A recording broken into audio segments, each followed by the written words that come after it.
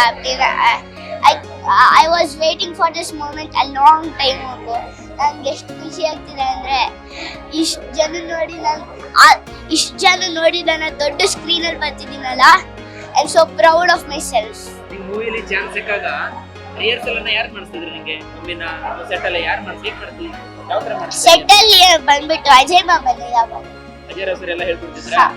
So ಅಲ್ಲೆಲ್ಲ ಅಳೋ scene ಎಲ್ಲ ಇತ್ತಲ್ಲ, ಅದು ಹೆಂಗೆ ಏನು ಅಳಲಿಕ್ಕೆ ಟ್ರೈ ಮಾಡಿದೆ? ಅದು